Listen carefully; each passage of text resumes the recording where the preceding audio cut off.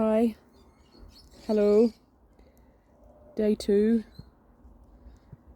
Funny, I was just thinking that been watching a lady on, can't even remember what her name is, on Instagram, who is a drug addict, and she's kind of documenting her, she's documenting her sobriety and the days in which she is, how she's getting sober. And so, yeah, it's an interesting, and here I am, day 2. Day 2 of transmutation. Day 2 of transmutation. Day 2. Feeling like, last couple of days my tummy's been a bit funny. It's just kind of been a bit sort of bloated at times. Or maybe not bloated, just, I don't know. Just feeling full. Yeah, and really big. It's not like I've eaten, like I could understand last week because I was at camp, like grade 6 camp with my eldest. But it's back to normal food. Yeah, and anyway, that's not the point. The why is not the point. And if you are sitting there going, I wonder why, it could be this or it could be that, and whatever, just let go of the why, because the why for me and for my process is not important. It's not about the why. Why takes me out of the core feeling, the core experience. So it's interesting that in our spiritual, especially, circles, the why is seen as so important. The why is this huge thing. The why is such, and because we're spiritual beings, we think that that's part of the process, seeing the opportunity in it, in feelings or experiences that are uncomfortable, and that takes us away from the experience. That takes us away from the original feelings that we're having, the depth of experience. So all of that, literally anything that is going to make you feel better, throw that in the bin. Throw it away. Throw it away. Because that's not the point. The point is the depth of experience. And experience feeling that. And the more that we feel that, the faster we move on to the next human experience. I'm not sure I've spoken about that yet. But there we are. I'm sure that'll be another video. Today, however, there's been a lot of thoughts around, and it's going to sound really funny, especially if you don't know me at all, deaf advocacy. So I'm a bit squinty. My daughter, my middle child, was born with severe to profound hearing loss. Severe to profound sensory neural bilateral hearing loss. i.e. that she is deaf in both ears, pretty much.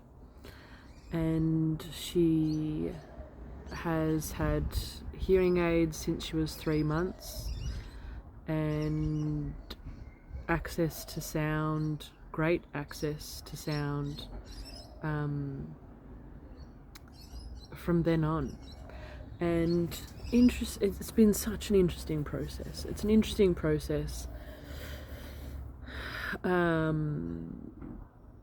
Yeah, and I've been thinking about it the last couple of days, especially because I am so she's now 9. Yeah. So we've had 9 years of experience within the deaf world. It's not even, I'd say we've had 6 months of experience within the deaf world, and prior to that was her as a deaf child exploring who she is in the hearing world, because that's what we do, right? We something like this happens and our whole society is geared towards how can we fix it, how can we make it better, how can we make you normal, what can we do? And so we've got lots of planes and stuff. Yesterday it was street sweeper, today planes. We as a society do everything that we can to, and as a parent, right, you go, and I remember coming home from one of her first hearing tests, and or maybe it was going home from the hospital, whichever, and saying, talking with my husband and saying, we'll just do whatever it takes, like whatever it takes to help her be the best version of herself. And for 8.5 years that was trying to fix it. And even as someone, I remember back in the day when she was, I'm terrible with timelines, interesting. So I started my spiritual awakening when she was about 2, and I remember meeting a new mentor, and this lady, was psychic and all the things, and she was saying to me, I feel that you will heal her. And I was like, yeah, 100%. And then I don't know if it was from that or from a range of things. I got it in my head that I would heal her. But when you look at that means that there's something wrong with her to be fixed. And I even went through this process. I was in this group with amazing women, and one through this process at the start of the year, a few years ago, I was taken through this meditation and went back back in time through this meditation, and saw her where she was as my daughter, where she was back before she was deaf, and she was harvesting crystals from the earth. I did not think I'd be talking about that today. She was harvesting crystals from the earth to put information into, to then put them back into the earth and for us to find now. And yeah, and then the first time, in the meditation, I could see her digging away and harvesting crystals from the earth, and then this guy that reminded me of the main guy of the White Walkers in Game of Thrones. He reminded me of him, and he kind of came, and because she was doing all this work, he put all these, blew everything up pretty much. And one of those explosions, or all of those explosions, impacted her hearing, and so from then onwards she was deaf. In all of the lives since then, she's been deaf.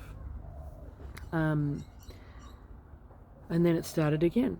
It was like I, saw it like I was watching a movie, saw it all happen, and then it went back to the start. But then this time I was involved in it. I was there. I was able to change things. Interesting.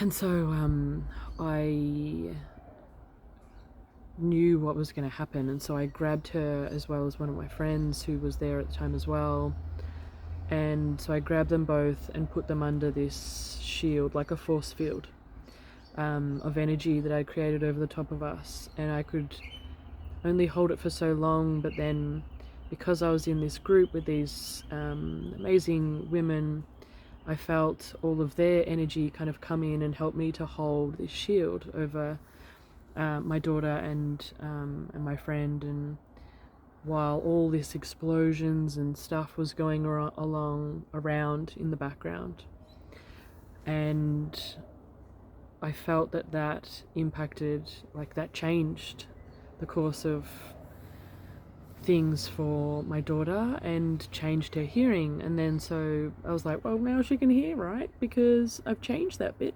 So and so I went on to this group and I talked about it with all the women, and I was like, tomorrow I reckon she's gonna wake up and she's gonna be able to hear, and I'll have healed her hearing. And it's so interesting that heal and hear are so closely related. And my daughter's name is Leah, and heal, if you change the letters around, it's heal, because her name is Leah.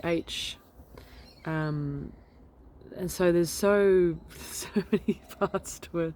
And I even had a conversation with her, and I was like, she's a little girl, maybe, I don't know, 3 and a half maybe. And I was like, tomorrow you're going to be able to, you won't need to wear your hearing aids anymore. You'll just be able to hear, and it'll be fine. And not fine, but, and I was still in that fixing mode. I have to fix it. I have to change it. I have to heal it. And she woke up the next day and she couldn't hear. And I was devastated.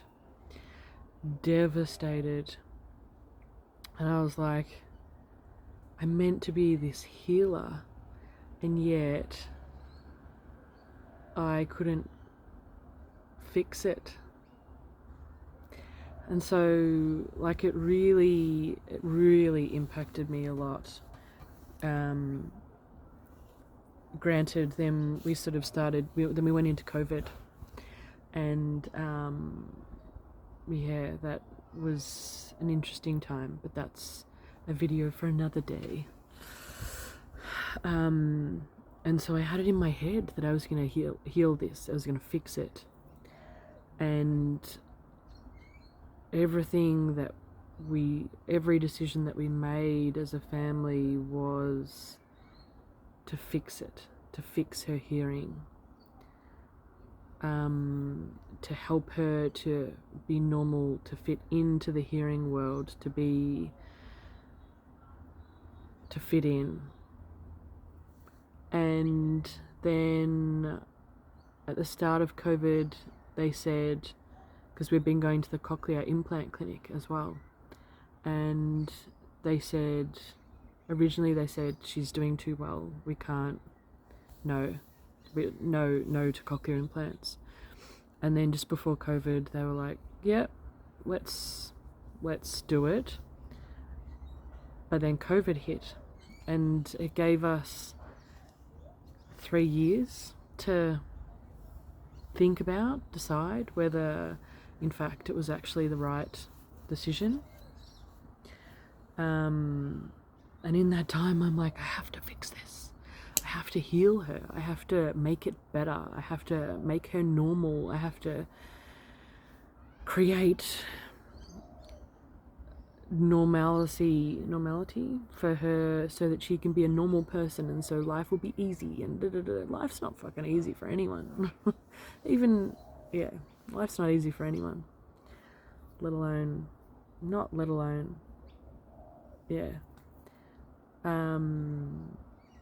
and then near the end of COVID they said, let's do cochlear implants, or a cochlear implant.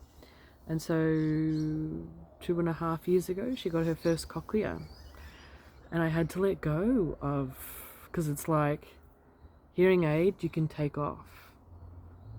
Cochlea is a magnet underneath the skin, so between the skin and the cranium, the bones there, so in between there, then there's an electrode that goes down through, like, into your cochlear implant, like through into your cochlear implant. That's not something you can just take off. That's a full on thing.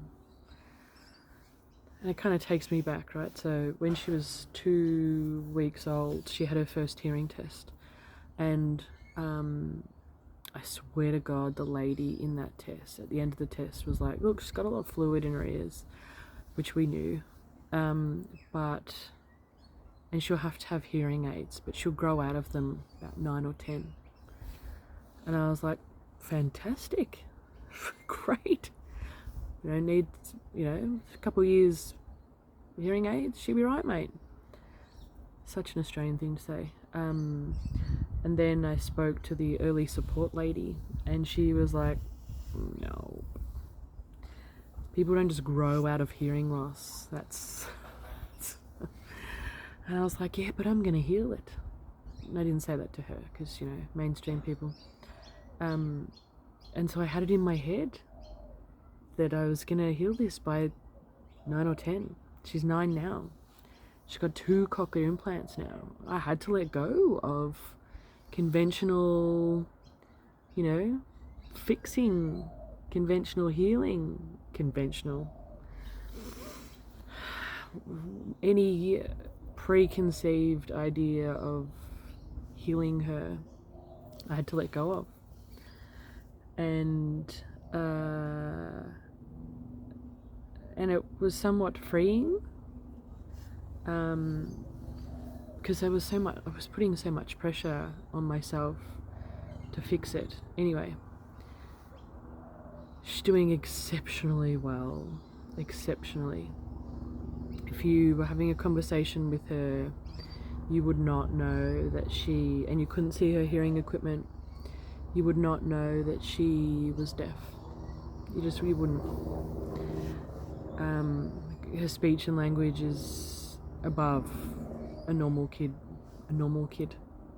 her age, who can hear normally. She's above where you need to be. And so, which leads me to 6 months ago. This is not a story about I just magically healed her. It's more of a story about realizing that she didn't need to be fixed.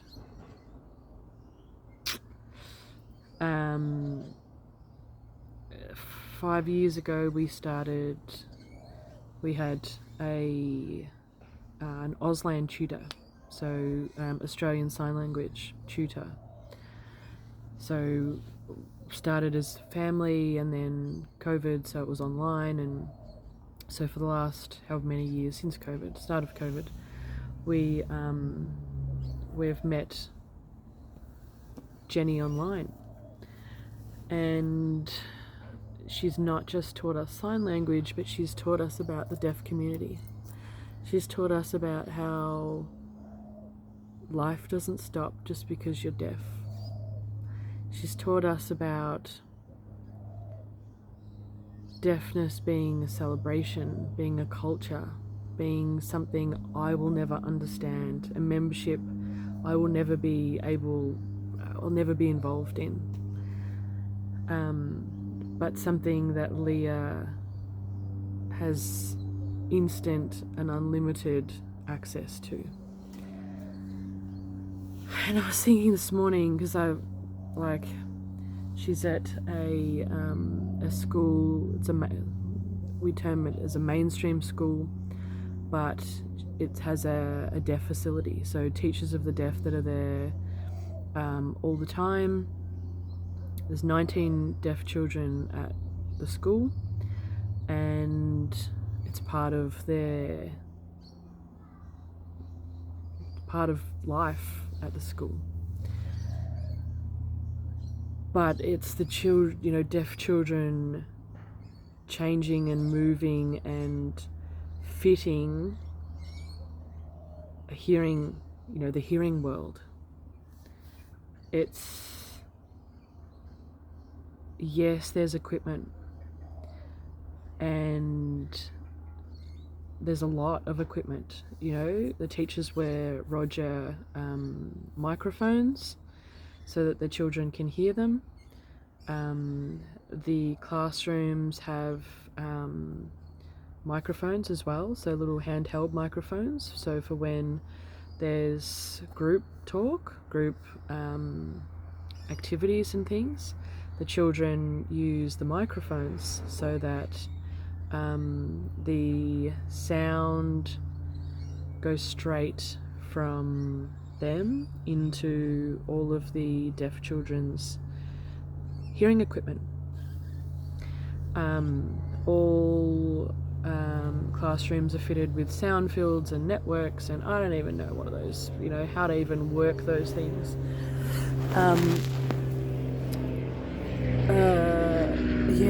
It's really well planned, really well organised in that respect. But honouring a child's deafness is not something that we do yet, or we do well yet, or we understand yet. I kind of feel like I'm the bridge. It's like, who made me the bridge? The bridge between the hearing world, especially at our school, the hearing world and the deaf world.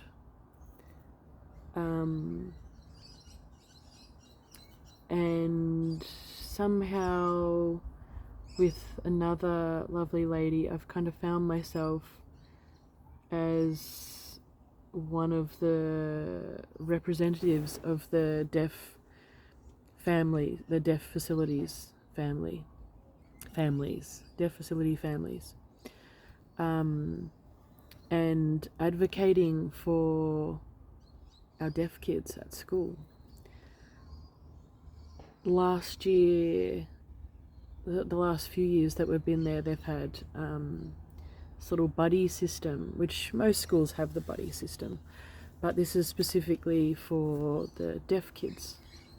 And last year they didn't have it. This year I was like, I need to bring that back. Last year they didn't have the welcome specifically for the deaf facility people. This year I'm like, you need to bring that back. And then, so I feel like we're kind of advocating for all these things, you know, helping the kids to, because all the parents are in the same position as I was, seeing it as something that needs to be fixed so my child can function in the world proper. But seeing Jenny and being around, well, not seeing Jenny, but having experience with Jenny and our tutor, and seeing how she goes about life. So she's completely deaf. Completely deaf. Like, there is no hearing equipment, nothing. If you were standing right behind her, you said her name, she would not hear you. She does not speak. It is all Auslan. And the 5 years that we have spent talking with her, and how do you go to the dentist? How do you have a doctor's appointment? How do you... She broke her ankle last year. How do you manage appointments? How do you manage at the hospital? How do you manage with ambulance people that had to get called because when she hurt herself? Like, she's had people come in and paint the house. It's like, how do you live in the world without being able to speak and hear? And she's shown us how to do that. She's shown us that life doesn't end just because you're deaf. Doesn't. And she's not struggling. Her life isn't a struggle. She is an active member of the deaf community. She she teaches people like myself, Auslan, so families and things. She teaches at universities. She teaches at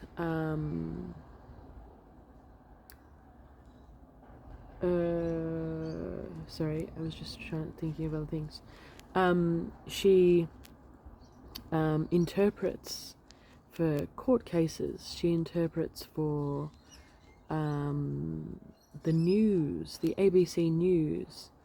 She interprets sometimes, like the AFL football. She'll interpret for the finals. She got asked to interpret for the cricket, like the Boxing Day test. She's not in Struggle Town. Her life didn't end because she was deaf. It didn't. In fact, that gave her purpose. That gave her purpose. And yet here we are as a school with that old mindset that I need to fix my kid. We need to do everything that we can so that they will be okay. They'll be okay as long as they can advocate for themselves. In the same breath, there's this deaf community whereby deafness is a culture. Deafness is something that is celebrated.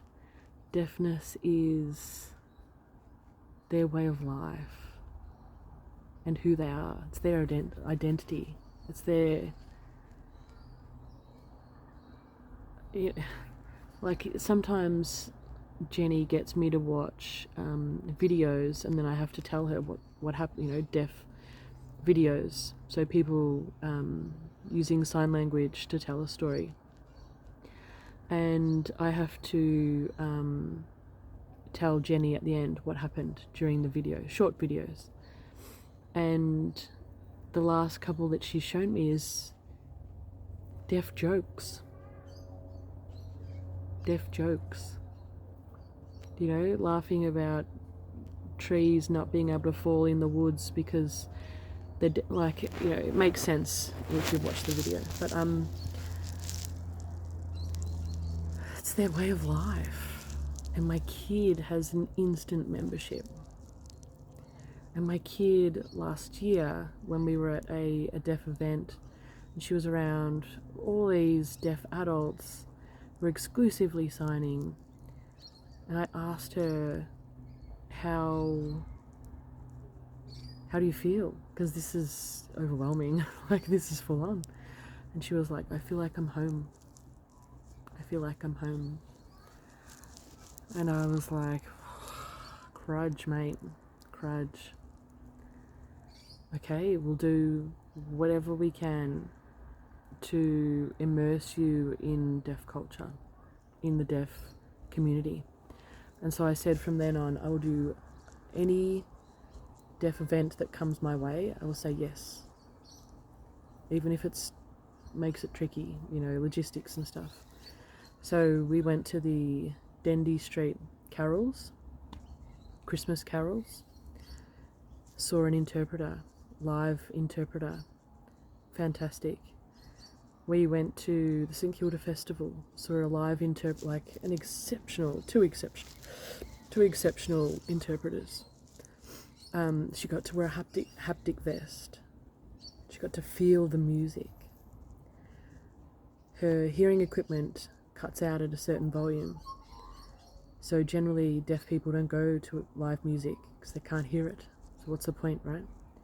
These haptic vests, you can feel the music. You can feel it.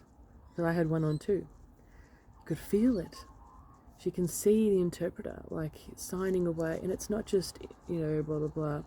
It's full, I'm sure you've seen interpreters these days. They get full into it. It's full entertainment, just them,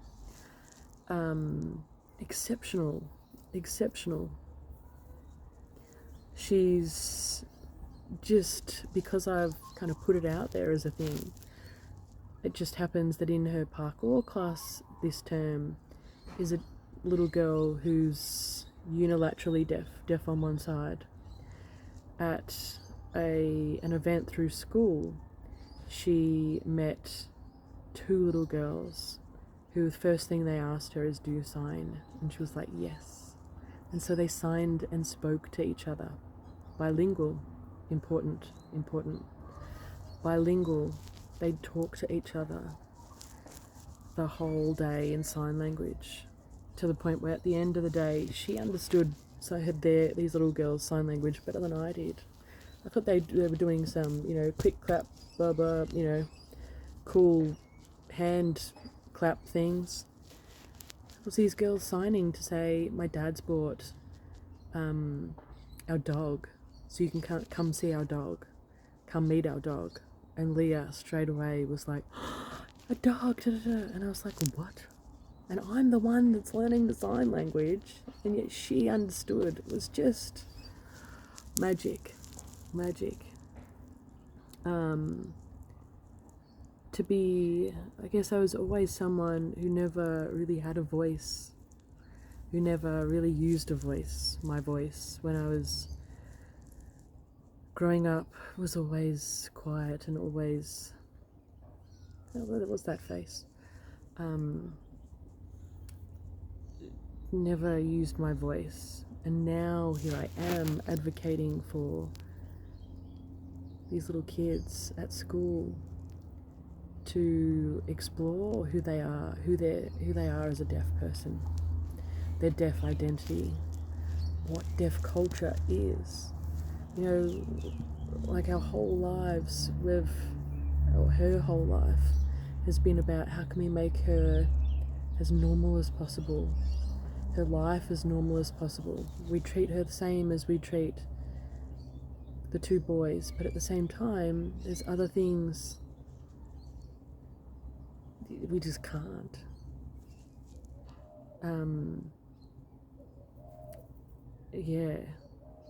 It's interesting to be here and advocating for her. So next week I need to, with another lady, we need to stand up and do a welcome to our group, to the new preppies, to prep parents.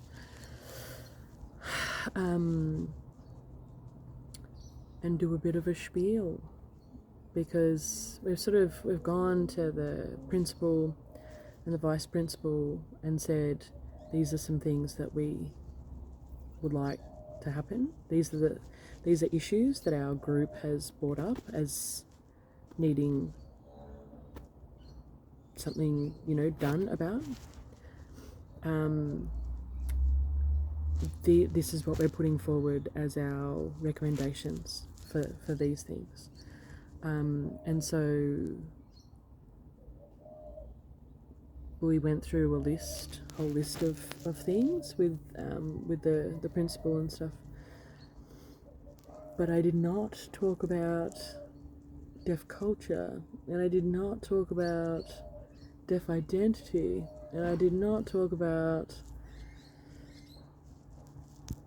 the other side of the coin that the school doesn't really engage in at all. I did not talk about that. And so it's like, okay, in my welcome thing, I'm probably going to talk about. And so it's like that's been the speech, has been the thing going around and around in my head for the last all day. What am I going to say? What am I going to say to these parents who see things as I did before? What am I going to say with the principal in the room? What am I going to say? I'm getting really hot. I'm getting really hot. So I might need to end it there. Deaf advocacy. Deaf advocacy. That's the other string to my bow. One that you've just kind of fallen into. I didn't really want to talk about deaf advocacy today. I just wanted to talk about, transmutation stuff. But it was like, you need to talk about deaf advocacy. Yeah, that's a school thing. Just leave that. No. Here we are. Yep. Day 2.